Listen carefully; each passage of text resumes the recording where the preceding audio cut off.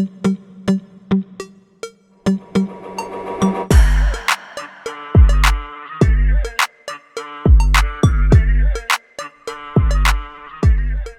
I know I had just a recent video about the cargo bikes, but this one I had to just show because it's really a cool area where you have over here the mobility car rentals, and over here you have the cargo bikes, plus additionally you have the ones for 2 kids, the huge one, and then you have a more compact cargo bike, and then you have a single bike with just a basket here.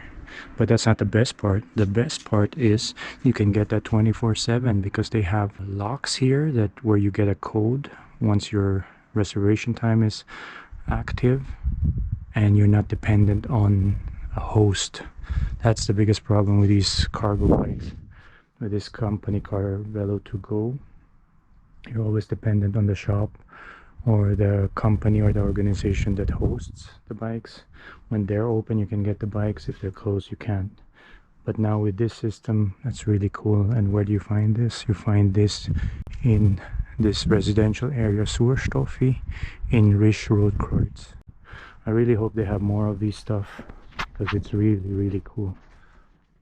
Okay, so this is just a short video again. Actually just wanted to go out, be active, do something with a bike, and it so happened to be, you know, like I explained a while ago, this cool place where you have all the sharing options, car sharing, bike sharing, you even have scooter sharing.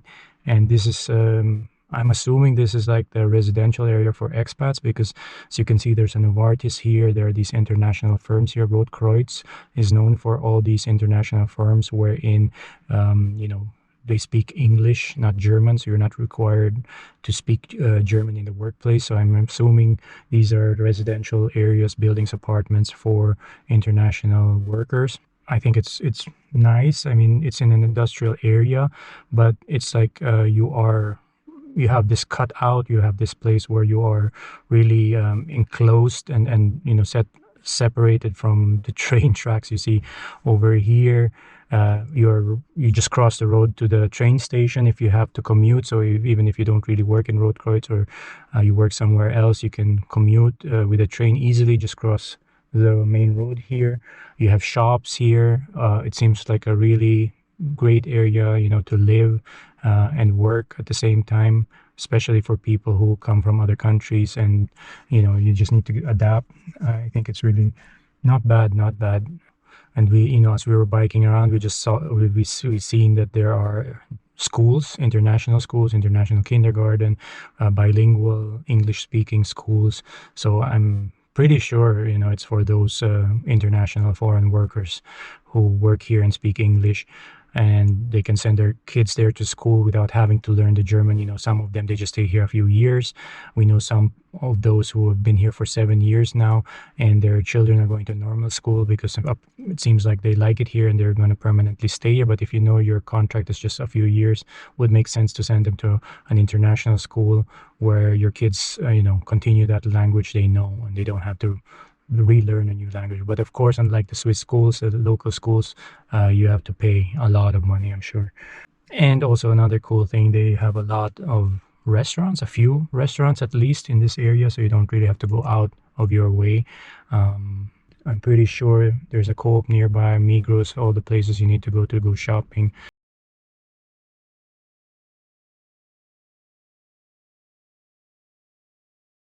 Oh, there you go. You see, that's how close the train station is. And so yeah, we're just going to spend some time. And again, I love it that it's not a private area. And, you know, there's a tendency wherein Swiss are slowly making areas private. Like there's this one weird road, it's not even in this nice area, it's in an uglier area. This sidewalk going through a residential area, but an ugly one, and it says private. You know, that's something very strange here in Switzerland. You don't see that very often. The playground doesn't have any signs. The walk, you know, the roads or the sidewalks leading through this residential area doesn't have any signs that it's private, thank God. but it could come anytime, because as I said, we have this culture where this foreign culture where you're just lingering around, throwing your trash, not bringing your trash along. You're not, this openness where there's no private areas is really dependent on how people behave. If we respect each other, if you show respect, if you clean up after yourselves, if show some decency, that way we can keep things open. If you're not loud, if you're not making chaos, then you can always, I'm sure you're always welcome to come. But if you continue with this, with this attitude that you're the king and you can do whatever you want, unfortunately, many foreigners bring along. And you can see that they come here with their chin up high, with their chest out, thinking, we're going to conquer this area. And that's really ugly, terrible, distasteful, wicked attitude that I've seen so many times, where you would never see that before with the foreigners before, especially of course the Asian culture, which they're very more a little bit more timid, a little bit more humble, quote unquote. You'd never see that, but you see other cultures, they just really, when a Swiss would correct them, they would just spit in your face and things like that. I saw that in the train station in Zurich just the other day, and that's really unfortunate.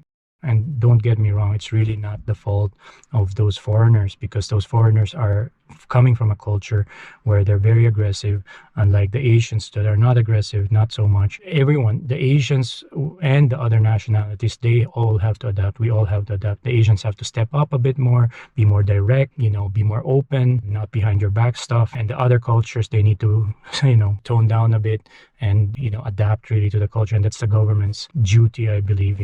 That's where they're really, really just saying, oh, let's open, and that's not only Switzerland, Germany, other countries do that as well. Let's open up the borders, let's get everyone in, let's just pour out our money.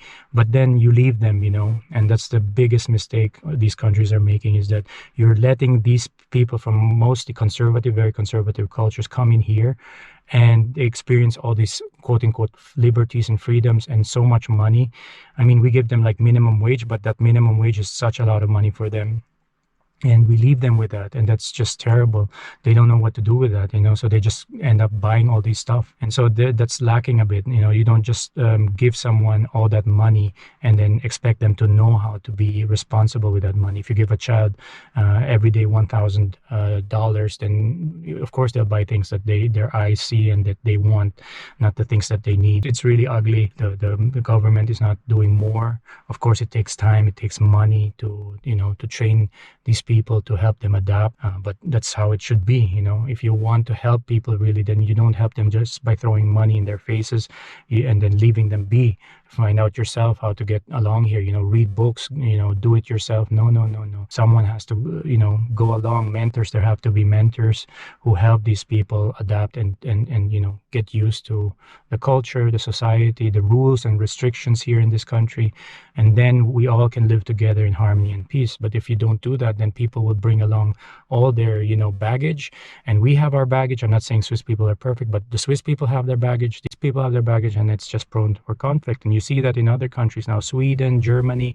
I hear all these people, they're saying they regret it, that opening the borders. You hear people being raped. You hear people being robbed. You hear all these zones where police are too scared to enter in, because there are so many of these foreigners there that they took that in and they're really taking over those areas. But that comes with their culture. That's the only thing they know. They don't think that, okay, we can all live together in peace and harmony. That nationality with this nationality, with this, with the Swiss, with the Swedish people, with the German people. We can't live with the local people in peace and quiet. And that's a shame that nobody's there to really, invest in that time and explain it to them. So that was me venting a little bit, but yeah, that was just a video for today.